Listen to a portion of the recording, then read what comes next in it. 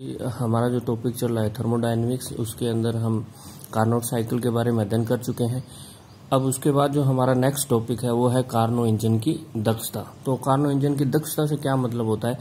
अवशोषित ऊष्मा का वह अंश जो पूर्ण कार्य में बदल जाता है, यानी कि कितनी ऊष्मा उसने अवशोषित की हो तथा कितना कार्य हुआ, उस दोनों का जो अनुपात है उसे हम क्या कहते हैं? कार्नो इंजन की दक्षता कहते हैं। ये मान लिया ये आपका कोई कार्नो इंजन है, यहाँ पे सिंक है और ये आपका स्रोत है। स्रोत किसको कहते हैं? जिसमें ताप उच्च होता है। तो स्रोत से उसने क्या किया? मान लिया Q1 ऊष्मा अवशोषित की। जब वो अगर ऊष्मा अवशोषित करेगा तो क्या करेगा? वो जो आपका सिस्टम है वो कुछ कार्य करता है, जैसे W कार्य किया, और जो बची हुई जो ऊष्मा थी वो क्या थी? किसको दे दी? सिंक को दे दी। अब देने के बाद अगर उसका ताप क्या है? T2 है। तो कार्नो इंजन की जो दक्षता है उसको ईटा के द्वारा हम दर्शाते हैं। किसके द्वारा दर्शाते हैं?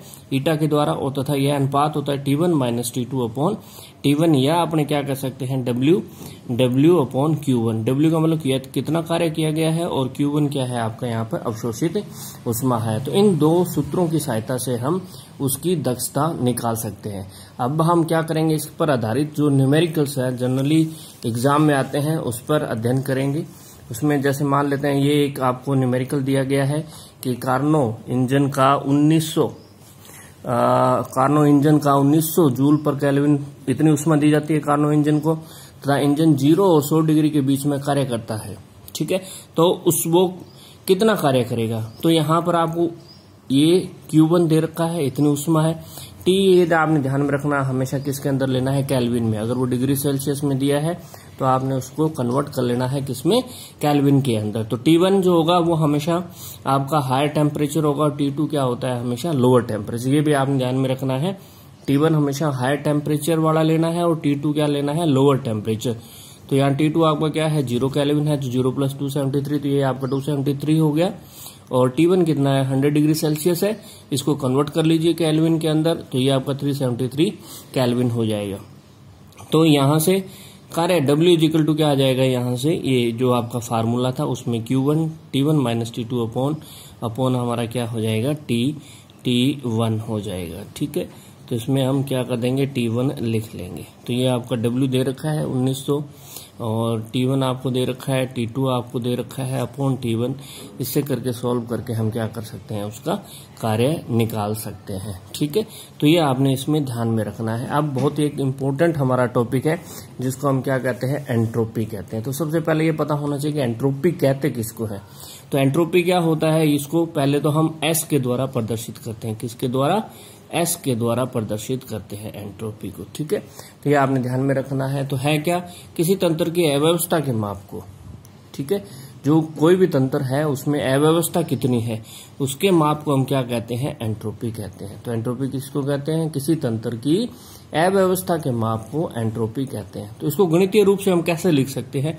DS इजिकल टू या और S इजिकल टू, हम क्या लिख सकते हैं? S इजिकल टू क्या लिख सकते हैं इसके अंदर? Q रिवर्सिबल अपॉन T भी लिख सकते हैं इसके अंदर। यानी कि Q का DQ का मतलब उसने कितनी ऊष्मा अवशोषित की है और किस ताप पर की है।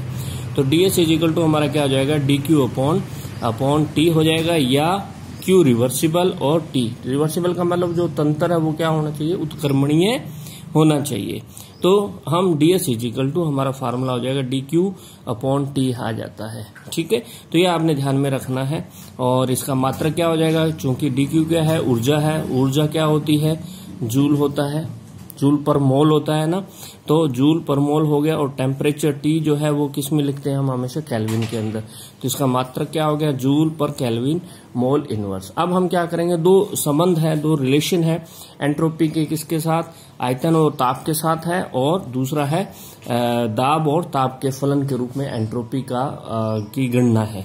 तो इन दोनों का हम अध्ययन करेंगे। हम अध्ययन कर रहे हैं किसके लिए कर रहे हैं? एंट्रोपी का आयतन व ताप के फलन के रूप में एंट्रोपी की समीकरण। चूंकि ये 1 नंबर का क्वेश्चन भी आता है और बड़ा क्वेश्चन भी आता है। तो ये हमारा हो जाएगा DS इजिकल टू, ये आपने याद रखना है, और इसको हम अभी ड्राइव भी करेंगे भी इसको कैसे निकालते हैं। तो ये हमारा क्या हो जाएगा? CV upon T dt plus del P upon delta T at constant V dV। तो ये रिलेशन आपने याद रख लेना है। तो क्या होगा, अगर यहाँ पे आयतन आता है तो ये ध्यान रखना है यहाँ पे हमेशा सीबी आता है। अगर यहाँ पे दाब आया तो हम यहाँ पे क्या लिखते हैं, CP आ जाता है। ठीक है, तो ये आपने ध्यान में रखना है, ds is equal to CV dt upon T plus del P del T at constant V dV। तो ये रिलेशन है, ये 1 नंबर में भी आता है और क्या होता है आपका बड़ा क्वेश्चन भी आता है। ठीक है, तो अब हम इसका जो डेरिवेशन है वो स्टार्ट करते हैं। 2-3 चीजें आपने इसके अंदर ध्यान में रखनी है कि हम इसको कैसे कर सकते हैं। तो पहला हमारा है इसमें एंट्रोपी, किसके फलन के रूप में, आयतन और ताप के फलन के रूप में। क्योंकि हमें क्या है, एंट्रोपी है किसका, ताप और आयतन का फलन है, तो हमने क्या लिख दिया, S जो है वो F का मतलब फलन है किसका, T और V का, दोनों का हमने लिख दिया। फलन है किसका, T और V, इसका अवकलन कर दीजिए। तो अवकलन करने का एक तरीका होता है, S का अवकलन करेंगे तो वो क्या आ जाता है, ds आ जाता है। और इसके अंदर क्या करते हैं, ये जो आपका है जिसके साथ भी आप अवकलन करते हो उसको ऊपर लिखते हैं। हम एंट्रोपी का अवकलन करें तो ये डेल्टा S, फिर हम क्या करते हैं बेटे, इसको कांस्टेंट रखते हैं, किसको, इसका अवकलन करेंगे T का और V को कांस्टेंट रखेंगे। तो इसका जो अवकलन होता है वो आपका कैसे लिखते हैं, ये लिखने का तरीका है, आपको ध्यान में रखना है। तो delta S upon delta T किसके ऊपर, कांस्टेंट V, और आगे क्या आ जाता है, डेल्टा T आ जाता है। अब हमें किसका लिखना है, इसको कांस्टेंट रख के इसके सापेक्ष अवकलन लिखना है। तो क्या हो जाएगा, delta S upon delta V at constant T dV। मान लेते हैं ये क्या है, आपकी 1 नंबर समीकरण है। अब हम पढ़ चुके हैं ऊष्मागतिकी के प्रथम नियम से जो है वो क्या है, इसकी समीकरण जो है delta is equal to del Q upon del Q minus del W होता है। और डब्ल्यू क्या है, यहाँ पे डब्ल्यू है आपका कार्य है, कार्य क्या होता है, PdV होता है ना, कार्य किसके बराबर होता है, PdV के बराबर होता है। और हमको पता है कि एंट्रोपी हम अभी कर चुके हैं, क्योंकि एंट्रोपी का रिलेशन मैंने अभी आपको बताया है, वो होता क्या है, ds is equal to D Q upon T होता है। क्या होता है, ds is equal to D Q upon T होता है। तो ये हमने लिखा, यहाँ से डेल क्यू निकाल दीजिए, तो ये t इधर चला जाएगा, तो क्या बन जाएगा, t ds बन जाएगा। ठीक है, अब हमें क्या करना है, ये जो डेल क्यू का मान जो है इस समीकरण के अंदर रख देना है, यहां से ये मान इस समीकरण में रख दें। तो हमारी समीकरण क्या बन गई, डेल्टा DE या डेल E जिसको लिख सकते हो आप, DQ की जगह हम क्या लिख सकते हैं, TDS लिख सकते हैं, और डेल W की जगह आप क्या लिख सकते हो, PdV लिख सकते हैं। तो क्या बन गया, TDS माइनस BdV, और इसको क्या दे दिया, 2 नंबर समीकरण हमने दे दिया। ठीक है, अब हमको पता है कि जो आंतरिक ऊर्जा है, अब हमें इसका मान निकालना है, किसका, डेल्टा E का मान निकालना है। तो आपने ध्यान में रखना है कि आंतरिक ऊर्जा भी क्या होती है, एक अवस्था फलन। अवस्था फलन आपको पता है किसको कहते हैं, अवस्था फलन। अवस्था फलन क्या होता है, जो प्रारंभिक और अंतिम अवस्था पर निर्भर करता है, उसके पथ पर निर्भर नहीं करता। तो अवस्था फलन है, यह भी क्या होता है, ताप और आयतन पर निर्भर करता है। तो E जो है फलन है वो किसका, T और V का। वही वैसे ही जैसे हमने ऊपर अवकलन किया था वैसे यहाँ पे अवकलन कर देंगे। तो क्या आ जाएगा, डेल्टा E डेल्टा T, इसको कांस्टेंट रखा, del V delta T, plus del E upon del V ये रखा, T को कांस्टेंट रखा, और आगे क्या हो गया, dV, और इसको क्या नंबर दे दिया हमने, 3 नंबर समीकरण दे दिया। ठीक है, तो अब उसके बाद हमें क्या करना है बेटे, अब समीकरण नंबर 2 और 3 से, ठीक है, कौन सी समीकरण से, समीकरण नंबर 2 और 3 से हम क्या करेंगे, इनके मान रख देंगे। समीकरण जो 2 थी हमारी, 2 थी ये DE is equal to TDS minus PdV था। ठीक है, क्या थी, TDS माइनस PdV था। और जो आपकी समीकरण 3 थी वो क्या थी, del E upon del T V dt plus del E upon del V T dV के बराबर था। तो अब क्या करेंगे, इस PdV को इधर ले जाइए, हमने इधर ले गए, तो यहाँ क्या बचा, TDS, और ये इधर आके प्लस में हो गया। अब जो कॉमन है वो ले लीजिए, ये एज इट इज रख दिया, ये भी एज इट इज। अब यहाँ पर भी dV है और यहाँ पर भी क्या है, यहाँ पे ये देखिए ये dV है और यहाँ पर भी आपका क्या है, ये dV है। तो dV मैंने क्या ले लिया, कॉमन ले लिया। तो यहाँ क्या बचा, delta E del V upon T ये बचा, प्लस यहाँ क्या बचा, P बचा। ठीक है, तो ये दोनों आपने क्या करना है, इसको ले लेना है। ठीक है, तो अब उसके बाद आपने क्या करना है, यहाँ से देखिए जो TDS है, कौन से वाला, ये जो वाला आपका TDS है, ये TDS। ठीक है, यहां से सिर्फ हमने DS रखना है, T को इधर ले जाओ, तो दोनों तरफ भाग में चला जाएगा, क्योंकि यह गुणा में है तो इधर जाके भाग में चला जाएगा। तो ये हमारा क्या हो गया, 1/T हो गया, ये एज इट इज मैंने लिख दिया, प्लस ये भी क्या हो गया, इधर 1/t हो गया, ये हमने क्या किया, एज इट इज रख दिया। और इस समीकरण को हमने क्या नंबर दे दिया, इस समीकरण को हमने 4 नंबर दे दिया है। ठीक है, तो यहां तक आपको समझ में आ गया होगा। पहले कुछ नहीं करना है, एस को लिखना है, एस को हमें क्या मानना है, फलन मानना है टी और वी का, उसका अवकलन कर देना है। इसी तरह से जो आंतरिक ऊर्जा है ई, उसका भी हमें क्या करना है, फलन करना है। ठीक है, तो वो दोनों आप निकाल के अवकलन करके उसको रख देते हैं। ठीक है, अब हम क्या करेंगे नेक्स्ट, अब हमने 2 समीकरण देखी थी, एक समीकरण नंबर 1 और दूसरी थी समीकरण नंबर 4।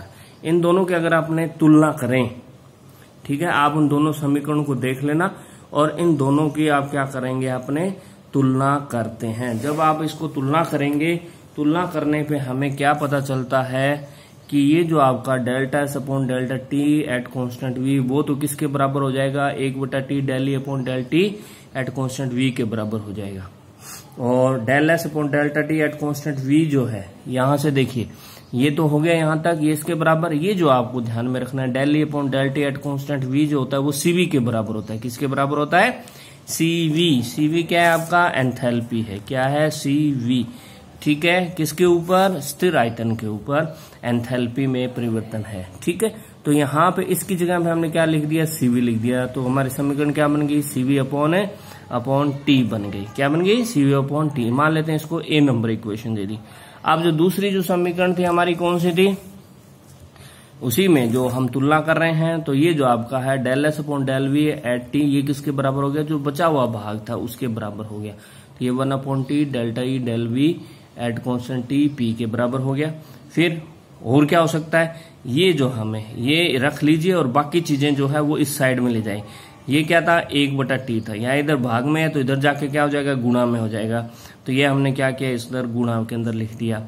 ये जो आपका p था वो क्या था, इधर प्लस में था, ये इस साइड में जाएगा तो क्या हो जाएगा, माइनस का हो जाएगा। तो मैंने ये माइनस के अंदर लिख दिया। अब क्या करना है, इस समीकरण का t के सापेक्ष स्थिर आयतन पर अवकलन कर देना है। क्या करना है, t के सापेक्ष स्थिर आयतन पर अवकलन कर देना है। चूंकि इसमें क्या है बेटे, एक बार तो अवकलन हुआ है, ये देखो, ये del E upon del T del E upon del V at constant T, इसका एक बार अवकलन हुआ है।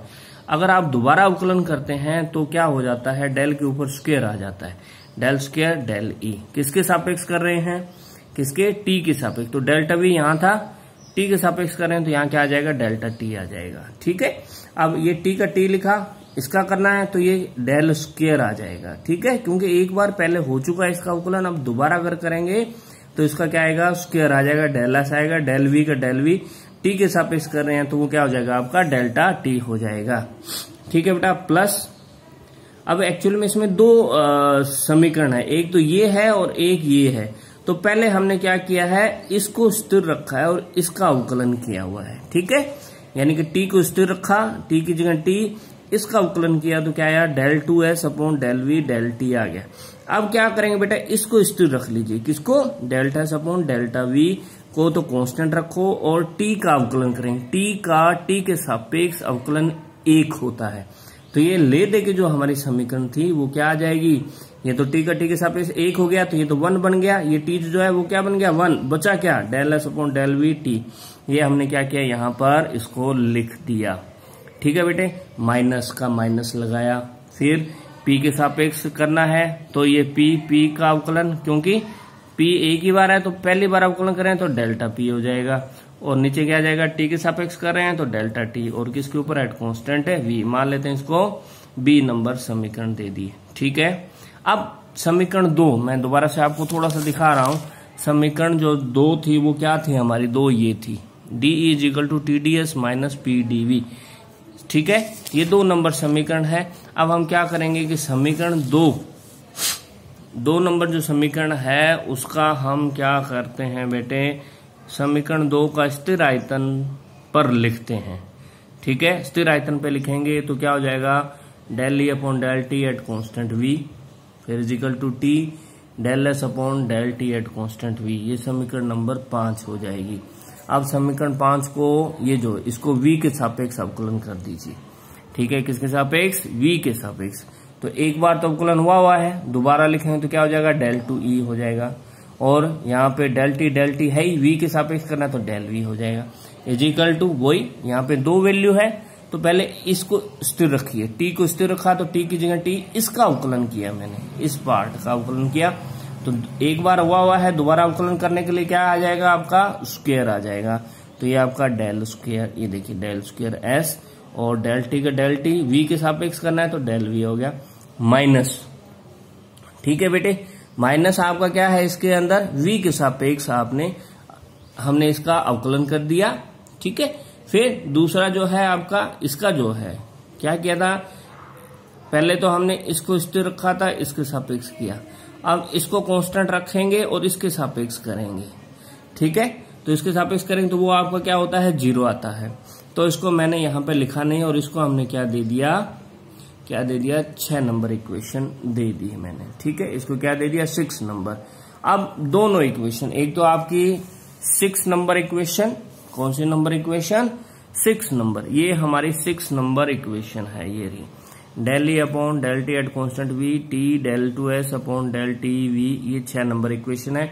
और बी नंबर जो इक्वेशन थी, बी नंबर इक्वेशन मैं दोबारा से आपको दिखा रहा हूं, बी नंबर इक्वेशन है ये रही, इसमें भी डेल टू है और उसमें भी डेल टू है, तो इन दोनों के आप तुलना कर दीजिए, तो इसकी जगह पर del two E del V T की जगह पर हम क्या लिख सकते हैं, ये लिख सकते हैं, हम क्या लिख सकते हैं बेटा, ये लिख सकते हैं, तो ये मैंने इसमें अंदर लिख दिया, ठीक है। तो ये लिख दिया, उसके बाद जो था एज इट इज मैंने यहाँ पर इसमें लिख दिया। अब जो कट होता है वो कट कर दीजिए, जैसे ये हमारा है ये और ये दोनों क्या हो जाएंगे बेटे, कट हो जाएंगे, ये और ये आपस में कैंसिल हो जाएंगे। अब बचा क्या, जो बचा है वो लिख दीजिए, del S upon del V T बचा है और इस पी को इस साइड में ले जाएंगे तो ये प्लस का हो जाएगा, ठीक है। तो ये यहां से हमारा आगे 7 नंबर है समीकरण आ गई। अब क्या कहता है कि समीकरण ए व 7 का मान समीकरण 1 में रखने पर, तो 7 नंबर से तो ये आ गया del S upon del T, और जो ए वाली जो थी उसे भी हमारा मान आ जाएगा आके, और उसके अंदर आप जब दोनों का मान समीकरण 1 में रखेंगे तो हमारी जो फाइनल इक्वेशन आ जाती है ds is equal to C V upon T D T plus del P upon del T at constant V D V, ये समीकरण हमारी क्या होती है बेटे, आ जाती है। तो ये तो हमारा हो गया रिलेशन, ये आपको 2-3 बार करना पड़ेगा, 2-3 बार करोगे तभी अच्छे से कर पाओगे। नेक्स्ट हम रिलेशन करेंगे entropy as a function of, किसका फंक्शन होगा, as a function of pressure and temperature.